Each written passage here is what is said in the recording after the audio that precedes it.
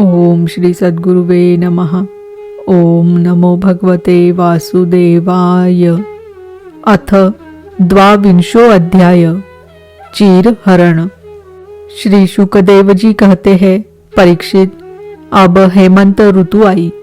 उसके पहले ही महीने में अर्थात मार्गशीर्ष में नंद बाबा के व्रज की कुमारियां कात्यायनी देवी की पूजा और व्रत करने लगी। वे केवल हविष्यान्न ही खाती थी। राजन, वे कुमारी कन्याएं पूर्व दिशा का क्षितिज लाल होते होते यमुना जल में स्नान कर लेती और तट पर ही देवी की बालुकामयी मूर्ति बनाकर सुगंधित चंदन फूलों के हार, भांति भांति के नैवेद्य, धूप दीप, छोटी बड़ी भेंट की सामग्री, पल्लव, फल और चावल आदि से उनकी पूजा करती। साथ ही हे कात्यायनी, हे महामाये, हे महायोगिनी, हे सबकी एकमात्र स्वामिनी, आप नंद नंदन श्री कृष्ण को हमारा पति बना दीजिए। देवी, हम आपके चरणों में नमस्कार करती है। इस मंत्र का जप करती हुई वे कुमारियां देवी की आराधना करती। इस प्रकार उन कुमारियों ने, जिनका मन श्री कृष्ण पर निछावर हो चुका था, इस संकल्प के साथ 1 महीने तक भद्रकाली की भली भांति पूजा की नंद नंदन श्याम सुंदर ही हमारे पति हो। वे प्रतिदिन उषा काल में ही नाम ले लेकर एक दूसरी सखी को पुकार लेती और परस्पर हाथ में हाथ डालकर ऊंचे स्वर से भगवान श्री कृष्ण की लीला तथा नामों का गान करती हुई यमुना जल में स्नान करने के लिए जाती। एक दिन सब कुमारियों ने प्रतिदिन की भांति यमुना जी के तट पर जाकर अपने अपने वस्त्र उतार दिए और भगवान श्री कृष्ण के गुणों का गान करती हुई बड़े आनंद से जल क्रीड़ा करने लगी। परीक्षित, भगवान श्री कृष्ण सनकादि योगियों और शंकर आदि योगेश्वरों के भी ईश्वर है। उनसे गोपियों की अभिलाषा छिपी न रही। वे उनका अभिप्राय जानकर अपने सखा ग्वाल बालों के साथ उन कुमारियों की साधना सफल करने के लिए यमुना तट पर गए। उन्होंने अकेले ही उन गोपियों के सारे वस्त्र उठा लिए और बड़ी फुर्ती से वे एक कदम्ब के वृक्ष पर चढ़ गए। साथी ग्वाल बाल ठठा ठठा कर हंसने लगे और स्वयं श्री कृष्ण भी हंसते हुए गोपियों से हंसी की बात कहने लगे। अरे कुमारियों, तुम यहाँ आकर इच्छा हो तो अपने अपने वस्त्र ले जाओ। मैं तुम लोगों से सच सच कहता हूँ, हंसी बिल्कुल नहीं करता। तुम लोग व्रत करते करते दुबली हो गई हो। ये मेरे सखा ग्वाल बाल जानते हैं कि मैंने कभी कोई झूठी बात नहीं कही है। सुंदरियों, तुम्हारी इच्छा हो तो अलग अलग आकर अपने अपने वस्त्र ले लो या सब एक साथ ही आओ, मुझे इसमें कोई आपत्ति नहीं है। भगवान की यह हंसी मस्करी देखकर गोपियों का हृदय प्रेम से सराबोर हो गया। वे तनिक सकुचा कर एक दूसरी की ओर देखने और मुस्कुराने लगी। जल से बाहर नहीं निकली। जब भगवान ने हंसी हंसी में यह बात कही, तब उनके विनोद से कुमारियों का चित्त और भी उनकी ओर खींच गया। वे ठंडे पानी में कंठ तक डूबी हुई थी और उनका शरीर थर-थर कांप रहा था। उन्होंने श्री कृष्ण से कहा, प्यारे श्री कृष्ण, तुम ऐसी अनीति मत करो। हम जानती है कि तुम नंद बाबा के लाडले लाल हो, हमारे प्यारे हो। सारे व्रजवासी तुम्हारी सराहना करते रहते हैं। देखो, हम जाड़े के मारे ठिठुर रही है। तुम हमें हमारे वस्त्र दे दो। प्यारे श्याम सुंदर, हम तुम्हारी दासी है। तुम जो कुछ कहोगे उसे हम करने को तैयार हैं। तुम तो धर्म का मर्म भली भांति जानते हो। हमें कष्ट मत दो, हमारे वस्त्र दे दो।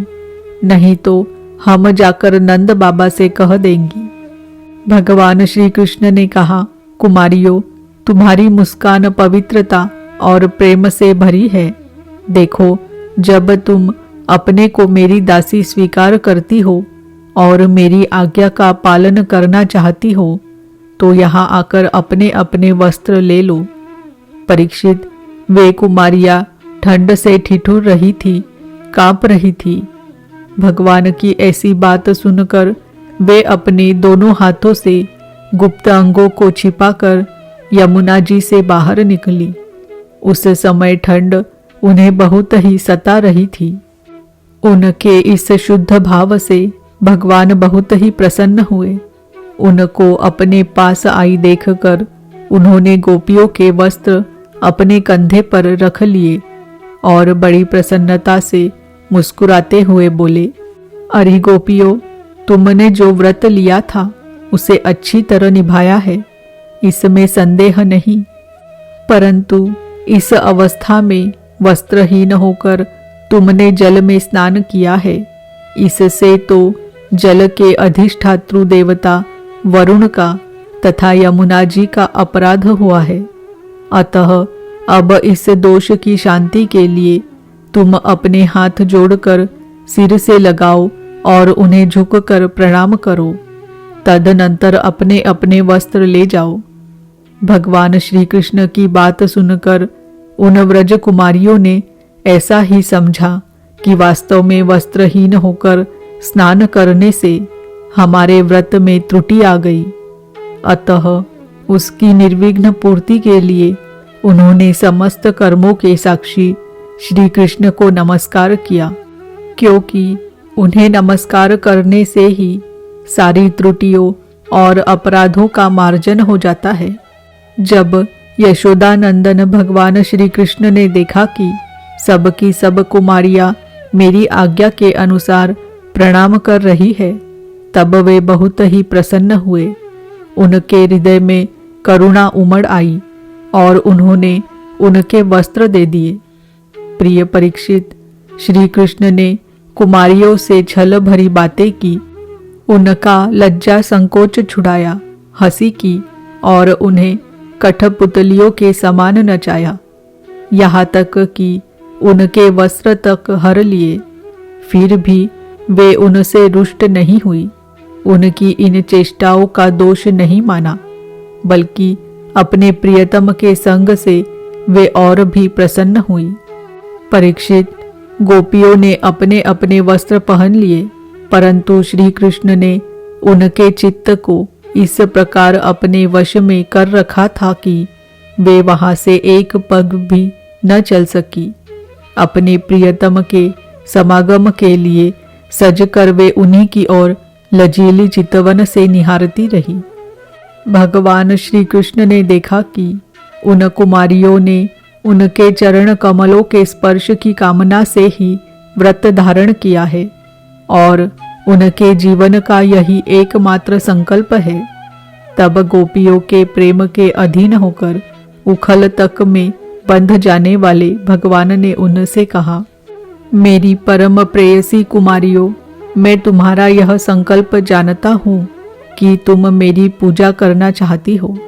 मैं तुम्हारी इस अभिलाषा का अनुमोदन करता हूँ। तुम्हारा यह संकल्प सत्य होगा। तुम मेरी पूजा कर सकोगी। जिन्होंने अपना मन और प्राण मुझे समर्पित कर रखा है, उनकी कामनाएं उन्हें सांसारिक भोगों की ओर ले जाने में समर्थ नहीं होती। ठीक वैसे ही जैसे भुने या उबाले हुए बीज फिर अंकुर के रूप में उगने के योग्य नहीं रह जाते। इसीलिए कुमारियों, अब तुम अपने अपने घर लौट जाओ। तुम्हारी साधना सिद्ध हो गई है। तुम आने वाली शरद ऋतु की रात्रियों में मेरे साथ विहार करोगी। सतियों, इसी उद्देश्य से तो तुम लोगों ने यह व्रत और कात्यायनी देवी की पूजा की थी। श्री शुकदेव जी कहते हैं, परीक्षित, भगवान की यह आज्ञा पाकर वे कुमारियां भगवान श्री कृष्ण के चरण कमलों का ध्यान करती हुई जाने की इच्छा न होने पर भी बड़े कष्ट से व्रज में गई। अब उनकी सारी कामनाएं पूर्ण हो चुकी थी। प्रिय परीक्षित, एक दिन भगवान श्री कृष्ण बलराम जी और ग्वाल बालों के साथ गौवे चराते हुए वृंदावन से बहुत दूर निकल गए। ग्रीष्म ऋतु थी। सूर्य की किरणें बहुत ही प्रखर हो रही थी, परंतु घने घने वृक्ष भगवान श्री कृष्ण के ऊपर छत्ते का काम कर रहे थे। भगवान श्री कृष्ण ने वृक्षों को छाया करते देख स्तोक कृष्ण, अंशु, श्रीदामा, सुबल, अर्जुन, विशाल, ऋषभ, तेजस्वी, देवप्रस्थ और वरुथप आदि ग्वाल बालों को संबोधन करके कहा, मेरे प्यारे मित्रों, देखो ये वृक्ष कितने भाग्यवान हैं।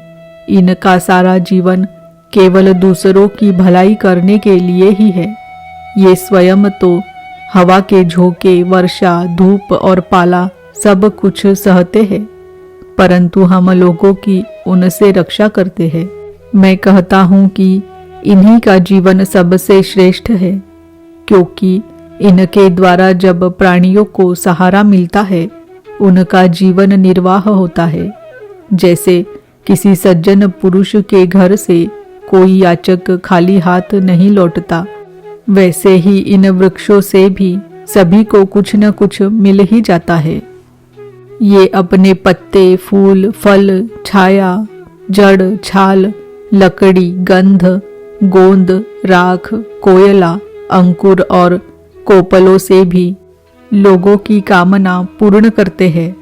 मेरे प्यारे मित्रों, संसार में प्राणी तो बहुत है, परंतु उनके जीवन की सफलता इतने में ही है कि जहाँ तक हो सके अपने धन से, विवेक विचार से, वाणी से और प्राणों से भी ऐसे ही कर्म किए जाए जिनसे दूसरों की भलाई हो। परीक्षित, दोनों ओर के वृक्ष नई नई कोपलों, गुच्छों, फल फूलों और पत्तों से लद रहे थे। उनकी डालियां पृथ्वी तक झुकी हुई थी। इस प्रकार भाषण करते हुए भगवान श्री कृष्ण उन्हीं के बीच से यमुना तट पर निकल आए। राजन, यमुना जी का जल बड़ा ही मधुर, शीतल और स्वच्छ था। उन लोगों ने पहले गौओं को पिलाया और इसके बाद स्वयं भी जी भरकर स्वादु जल का पान किया। परीक्षित, जिस समय वे यमुना जी के तट पर हरे भरे उपवन में बड़ी स्वतंत्रता से अपनी गौएं चरा रहे थे, उसी समय कुछ भूखे ग्वालों ने भगवान श्री कृष्ण और बलराम जी के पास आकर यह बात कही। इति श्रीमद्भागवते महापुराणे पारमहंस्याम संहितायां दशम स्कंधे पूर्वार्धे गोपी वस्त्रापहारो नाम 22 अध्याय। ओम नमो भगवते वासुदेवाय। ओम नमो भगवते वासुदेवाय। ओम नमो भगवते वासुदेवाय।